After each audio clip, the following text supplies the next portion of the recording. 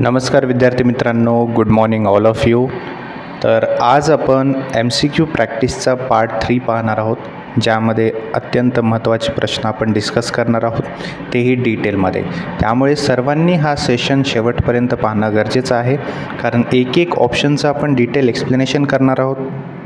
त्यामुळे तुम्हाला प्रत्येक ॲस्पेक्टने हेल्प होणार आहे तुमचे एक्झामिनेशन एकदम चांगल्या परफॉर्म करण्यासाठी आणि मॅक्झिमम स्कोर तुम्हाला मिळवण्यासाठी. ठीक आहे, त्यामुळे जास्तीत जास्त व्हिडिओला शेअरसुद्धा करायचं आहे.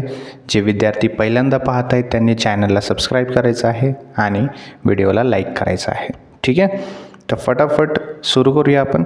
त्याआधी सर्वांनी कमेंट बॉक्समध्ये थम्स द्यायचे आहेत आणि मग आपण लगेचच सुरू करूया. ठीक आहे.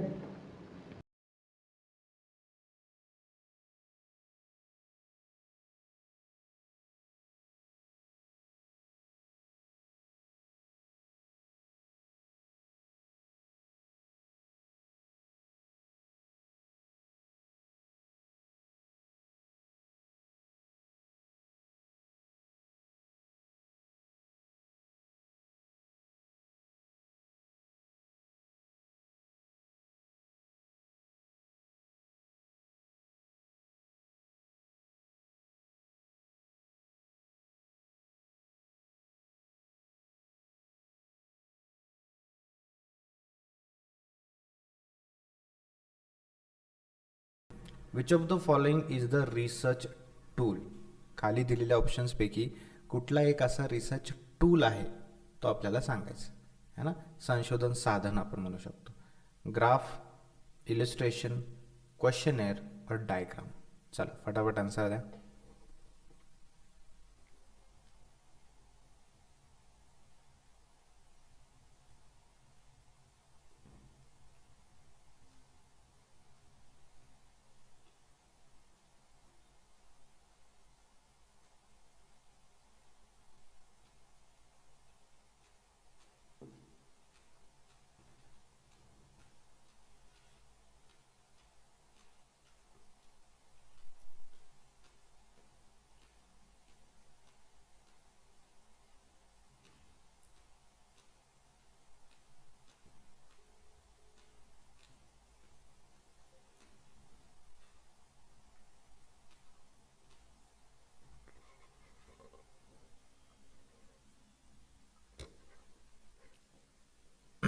ओके, तर याचा राईट आन्सर आहे ते आहे ऑप्शन सी.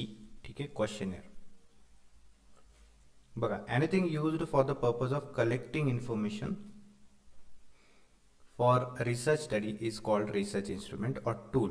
ठीक आहे, जसं की क्वेश्चनेअर आहे, इंटरव्ह्यू आहे, scale, test, inventory, observation, atlas, internet software, हे सर्व रिसर्च टूल्स आहेत. ठीक आहे. Graph, illustration, diagram are means for showing research data or result. Okay, so result किंवा डेटा शो करण्यासाठी हे ग्राफ, इलस्ट्रेशन, डायग्राम्स दिले जातात. त्यामुळे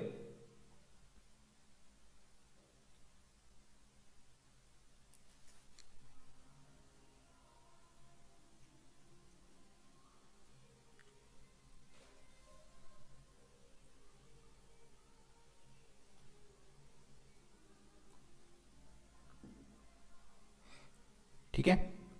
चल पुढे बघा.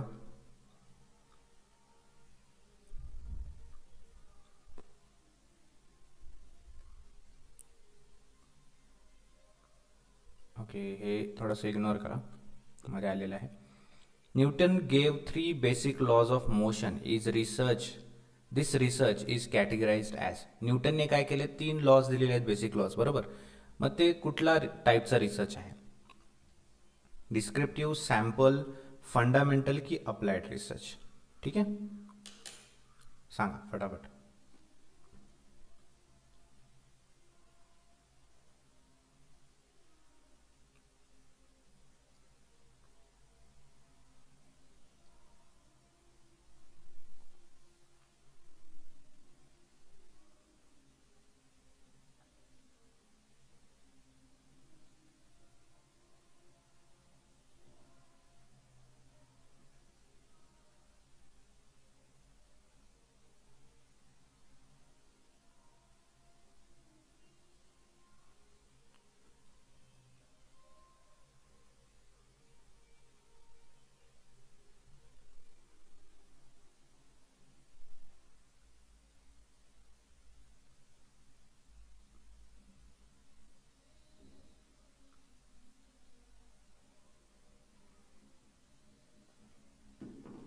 चला फटाफट. तर फंडामेंटल रिसर्च त्याला म्हणतो आपण, ठीक आहे. बघा, बेसिक रिसर्च किंवा fundamental research, also called pure research और बेसिक रिसर्च, ठीक आहे, is type of scientific research that aims to improve scientific theories to better understand and make predictions about natural or other phenomena. ठीक आहे. तर त्यामुळे न्यूटनने जे 3 lodge दिलेले आहेत, त्यांनी थेअरी मांडलेली आहे, लॉज मांडलेले आहेत, बरोबर, सायंटिफिक थेअरी मांडलेली आहे, त्यामुळे त्याला फंडामेंटल रिसर्च असं म्हणतो आपण. पुढे बघा, the research stream of immediate application. एक रिसर्चचा असा एक अशी शाखा जिथे इमिडिएट ॲप्लिकेशन मिळतं किंवा इमिडिएट फीडबॅक मिळतं. कुठली रिसर्च आहे? कन्सेप्च्युअल, ॲक्शन, फंडामेंटल की empirical?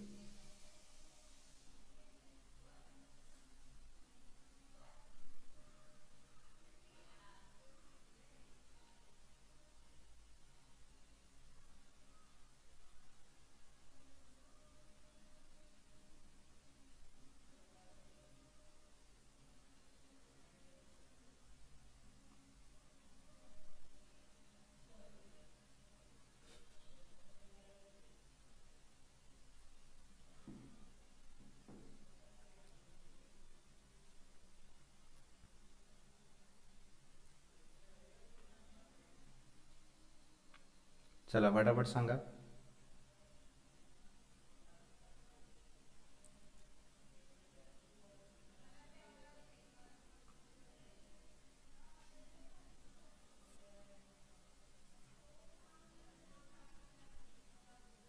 Okay, so right answer आहे ऑप्शन बी, है ना. यावरती आपण डिस्कशन केलं होतं, ॲक्शन रिसर्च, है ना.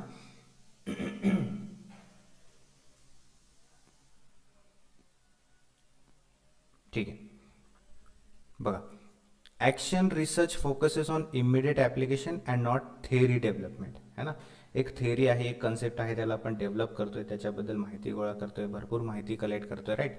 तर तसं नाही, ॲक्शन रिसर्च कसं असतं की इमिडिएट ॲप्लिकेशन आहे, इमिडिएट यूज आहे त्याचा, right. This has highlighted the real problem in the local setting.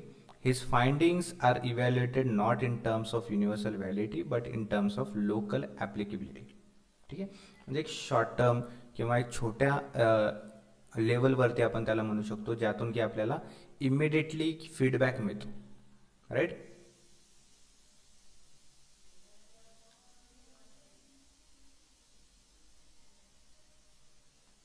चाल, the study Y does stressful living result in heart attack can be classified as. आता हे प्रश्न आहे बघा, रिसर्च प्रॉब्लेम आहे हा. काय? The study of Y does stressful living result in heart attack, म्हणजे ताणतणावामध्ये किंवा धकाधकीच्या जीवनामध्ये हृदयविकाराचा झटका येतो, है ना. काय येतो झटका, काय येतो, है ना, याचं उत्तर म्हणजे कुठली रिसर्च आहे? डिस्क्रिप्टिव्ह, एक्सप्लेनेटरी, कोरिलेशनल की फिजिबिलिटी? फटाफट उत्तर द्या. थोडासा वेळ घ्या, काही हरकत नाही, विचार करायला या प्रश्नासाठी थोडा वेळ लागणारच आहे, आय नो. तर त्यासाठी तुम्ही घेऊ शकता वेळ. मला पण कमेंट बॉक्समध्ये सर्वांचा आन्सर पाहिजे.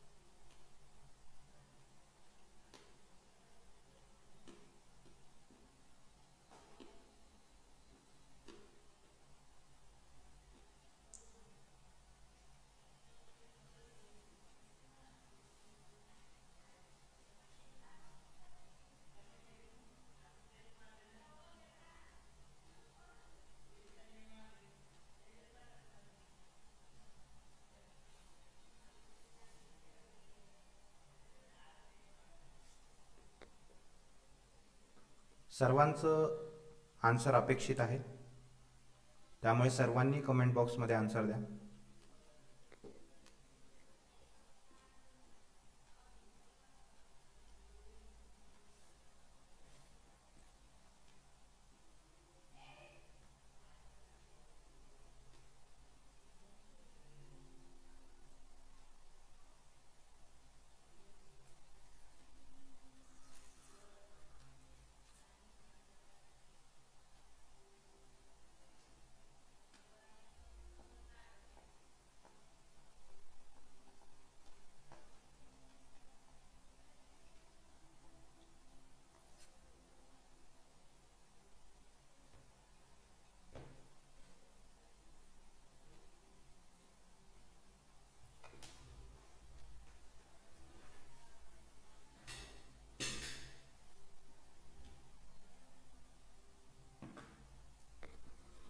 चल एक्सप्लेनेटरी रिसर्च आहे, त्याला म्हणतात एक्सप्लेनेटरी, की आपण एक्सप्लेन करतोय की why does stressful living result in heart attack. बरोबर.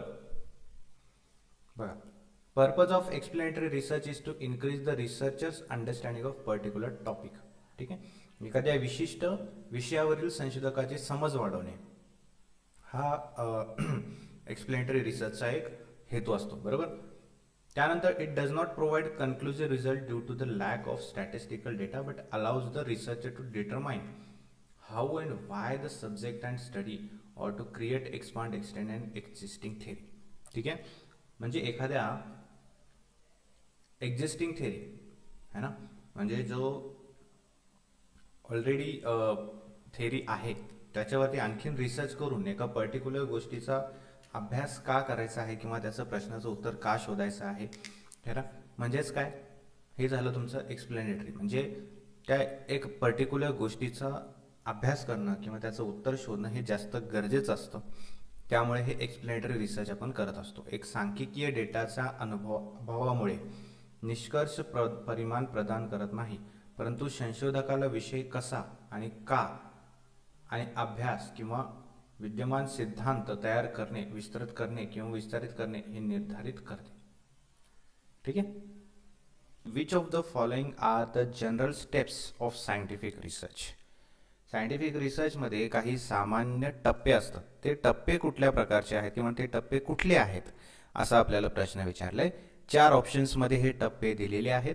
त्यापैकी आपल्याला एक व्यवस्थितपणे लक्षपूर्वक वाचून बघून समजून आपल्याला कमेंटमध्ये आपला ऑप्शन द्यायचा आहे. ऑब्झर्वेशन, व्हेरिफिकेशन, हायपोथेसायझिंग अँड देन थेअरायझिंग, की पहिले एक्सपेरिमेंट मग ऑब्झर्वेशन मग व्हेरिफिकेशन मग देन हायपोथेसायझिंग, की पहिले ऑब्झर्वेशन मग हायपोथेसायझिंग मग एक्सपेरिमेंट मग थेअरायझिंग, की पहिले थेअरायझिंग मग ऑब्झर्वेशन मग एक्सपेरिमेंट आणि मग हायपोथेसिस. सांगा.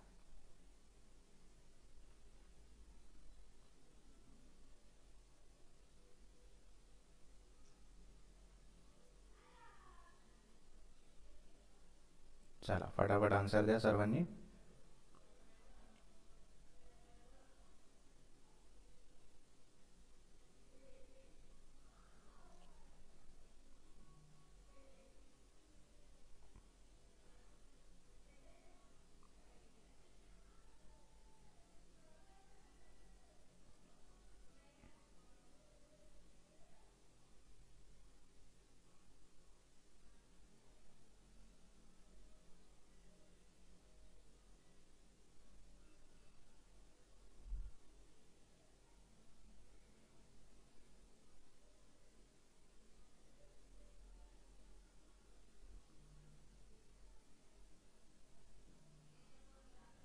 ठीक है, so right answer is option C. ठीक है, पहले ऑब्जर्वेशन, फिर हाइपोथेसाइजिंग, ठीक है, फिर एक्सपेरिमेंट और उसके बाद थियोराइजिंग. ठीक है.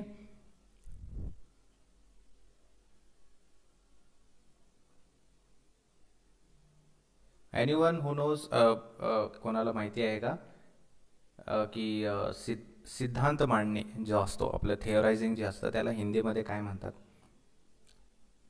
बघा, general stages of scientific research. Scientific रिसर्चमध्ये काही टप्पे असतात ते बघा काय आहेत. पहिले observing events and formulating the questions. पहिले ऑब्झर्व करतो आपण, इव्हेंट ऑब्झर्व करतो म्हणजे आपल्या रिलेटेड प्रॉब्लेम सोबत, रिलेटेड टॉपिक सोबत. मग त्याचे आपण काय करतो, क्वेश्चन्स फॉर्म्युलेट करतो की आपल्याला काय याच्यातून शोधण्याचा प्रयत्न करायचा. त्यानंतर conducting a background study to formulate a hypothesis. मग बॅकग्राऊंड स्टडी म्हणजे त्या रिलेटेड गोष्टीवरती, त्या संशोधनाच्या प्रश्नावरती आपल्याला काय करावं लागतं, माहिती गोळा करायला म्हणजे अभ्यास करावा लागतो. त्यानंतर conducting and experiment to verify or test hypothesis. मग एक्सपेरिमेंट करून आपल्याला ते क्लिअर करायचं आहे की जे आपण ऑब्झर्वेशन केलेलं आहे ते कितपत बरोबर आहे. राईट. त्यानंतर कन्क्लुजन ड्रॉ करायचं आणि लास्टला आपल्याला काय करायचं, सिद्धांत लिहायचा आहे किंवा निष्कर्ष काढायचा आहे. आलं लक्षात. पुढे बघा. Books and records are the primary source of data in historical research, participatory research, clinical research or laboratory research. Books आणि records are the primary source of data. Normally books आणि रेकॉर्ड्स हे सेकंडरी डेटा असतात, but अशी कुठली संशोधनाची पद्धत आहे ज्यामध्ये बुक्स आणि रेकॉर्ड्स हे प्रायमरी सोर्स ऑफ डेटा असं समजला जातो?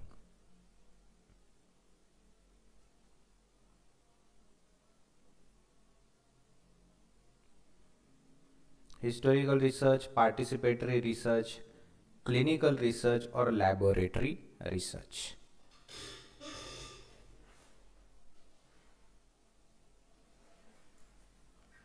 चला फटाफट आन्सर द्या.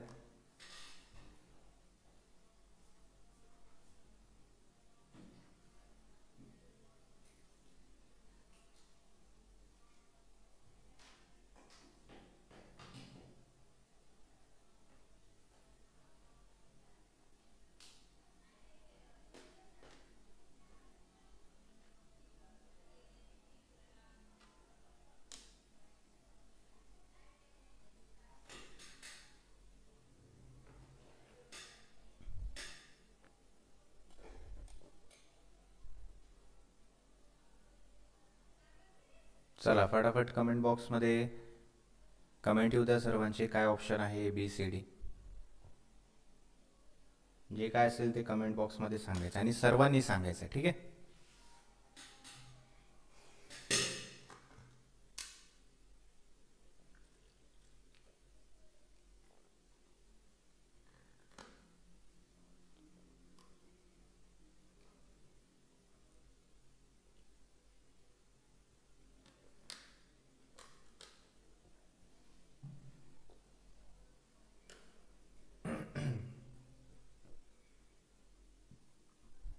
ओके, तर राईट आन्सर आहे ऑप्शन A, हिस्टोरिकल रिसर्च. ठीक आहे. राईट. बघा, ऐतिहासिक संशोधन निष्कर्ष काढण्यासाठी आणि भविष्याबद्दल भाकीत करण्यासाठी भूतकाळातील घटनांचे परीक्षण करते. काय करते? भूतकाळातील घटनांचे परीक्षण करत असते. ऐतिहासिक संशोधनामध्ये प्राथमिक आणि दुय्यम स्रोत वापरणे समाविष्ट आहे. थोडक्यात प्राथमिक स्रोत म्हणजे मूळ कागदपत्रे, पुस्तके, वस्तू, नोंदी किंवा डेटा, त्याचा तपास केला जातो. त्यालाच प्रायमरी डेटा म्हटला जातं ऐतिहासिक संशोधनामध्ये. दुय्यम स्रोत म्हणजे प्राथमिक स्रोताविषयी व्याख्या, विश्लेषण किंवा भाष्य. आलं लक्षात? म्हणजे अभ्यास करून जेव्हा आपण त्याची भाषा, त्याची इंटरप्रेट जे करतो, काही असे लँग्वेजेस आहेत, विविध लँग्वेजेस आहेत भूतकाळातले, की ते आणखीन ही डेसिफर झाले. डेसिफर म्हणजे त्याचा आणखीन शोध लागला नाहीये की कशा प्रकारची भाषा आहे, कसं त्याला बोललं जातं. राईट. तर तसे काही शोध निघालेले असतात किंवा तसे काही शोध निर्माण होत असतात. राईट. तर त्याला आपण म्हणतो की ते डेसिफर केल्यानंतर, ते शोध काढल्यानंतर तो आपण दुय्यम डेटा असं म्हणू शकतो. The first step of research, रिसर्चची पहिली स्टेप काय असेल? Selecting a problem, searching a problem, finding a problem or identifying a problem. समस्या निवडणे, समस्या शोधणे, किंवा म्हणजे सर्चिंग अँड फाइंडिंग जवळपास सेमच झालं. अँड आयडेंटिफाइंग अ प्रॉब्लेम, है ना, की समस्याला ओळखणे. सांगा. खूप इंटरेस्टिंग आहे प्रश्न.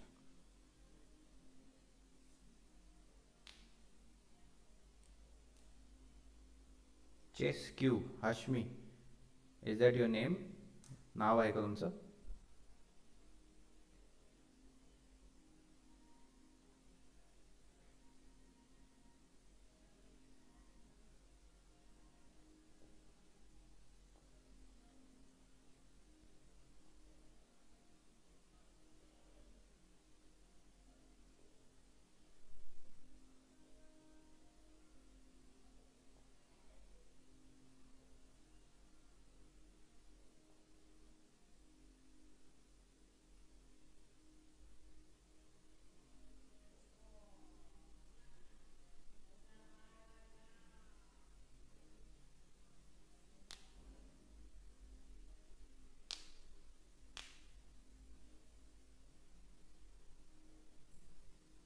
ओके, तर 10 सेकंडचा काउंटडाऊन स्टार्ट झालेला आहे, परंतु ऑलरेडी आपल्याला टाईम दिलेला आहे, काही हरकत नाही.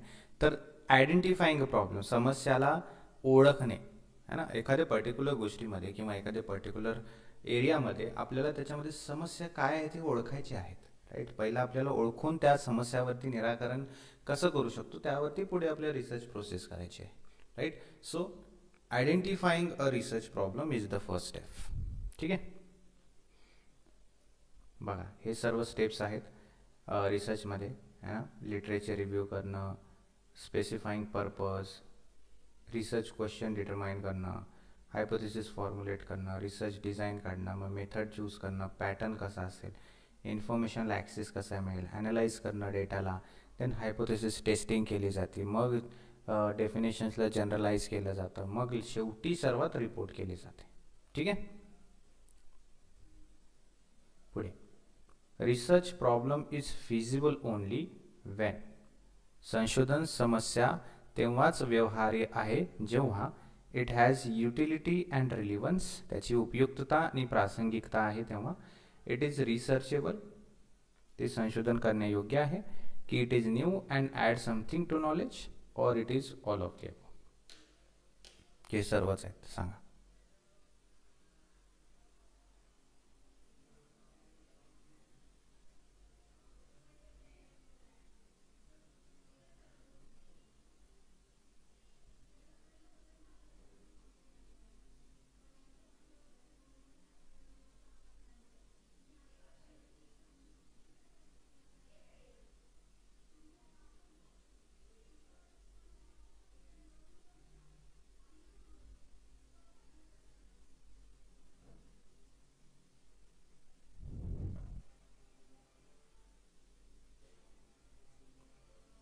ओके, तर सर्वजण डी म्हणत आहेत. ठीक आहे. What you think, is it a right answer or wrong answer? All of the above हे आन्सर राईट आहे की रॉंग आहे? सांगा काय असेल. What you think? Vinod, what do you think?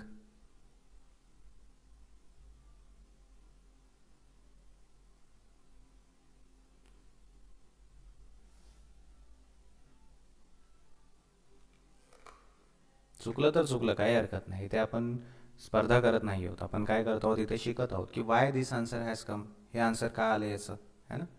त्यातून आपल्याला काही शिकायला भेटणार आहे आणि त्या शिकलेल्या गोष्टीचा आपण उपयोग करणार आहोत कुठे? एक्झाममध्ये. ठीक आहे. त्यामुळे चुकलं तरी काय हरकत नाही, चुकलं तर शिकाल.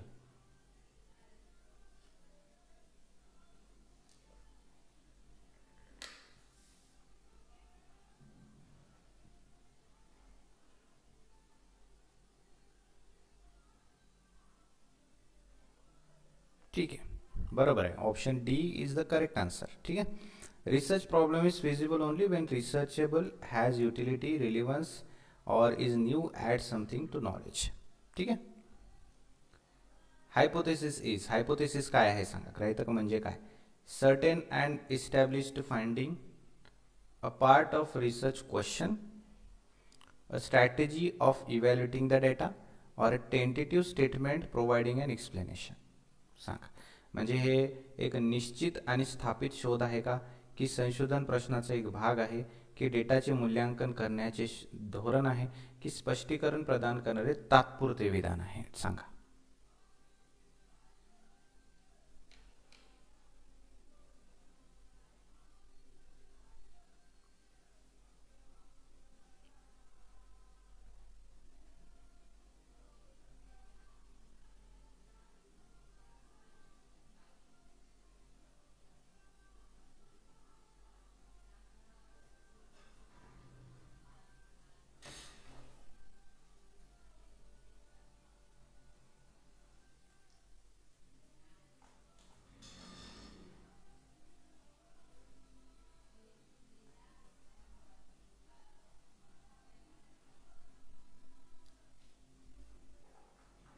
ओके, तर राईट आन्सर जे आहे ते आहे ऑप्शन डी.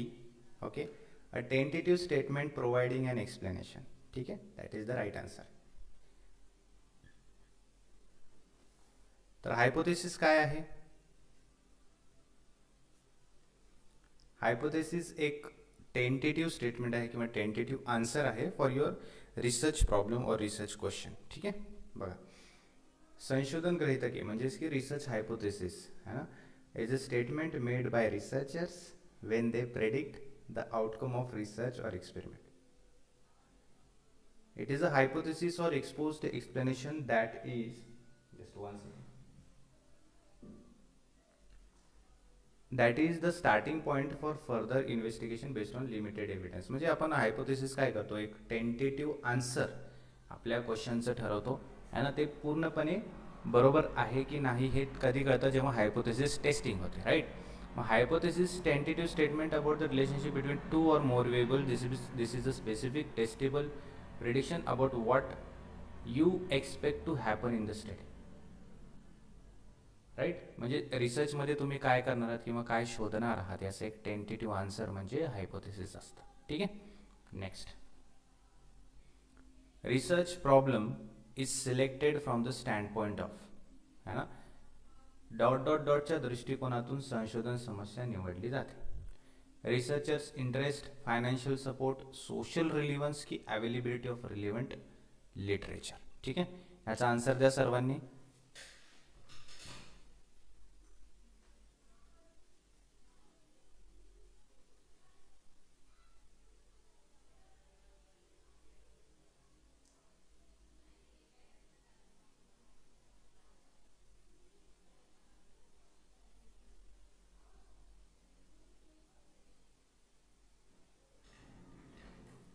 फटाफट आन्सर द्या सर्वांनी.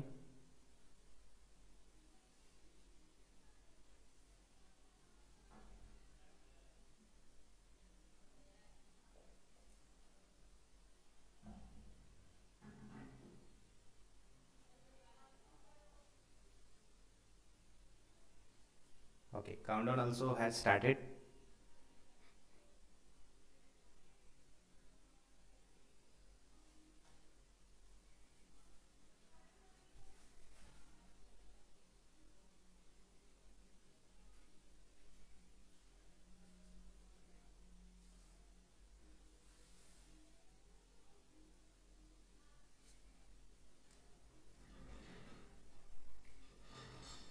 ओके, तर राईट आन्सर आहे याचं option C, social relevance.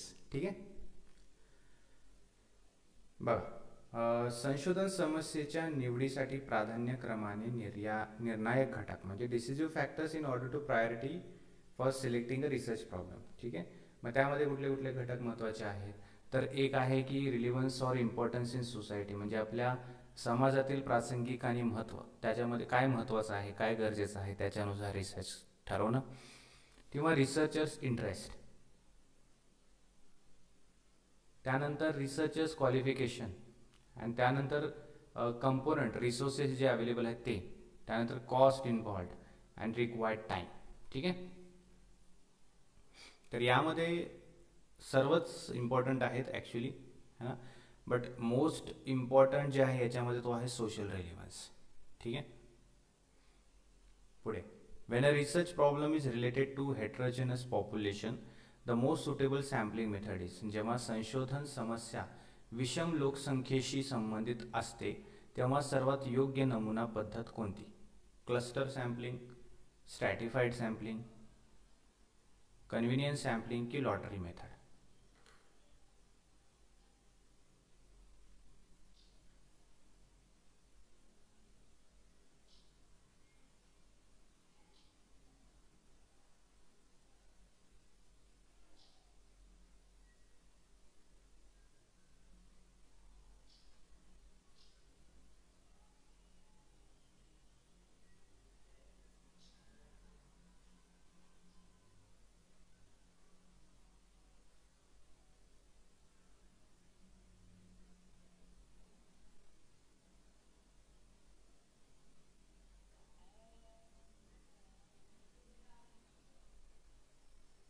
Okay, तर याचा राईट आन्सर आहे ऑप्शन बी, स्ट्रॅटिफाईड सॅम्पलिंग. ओके.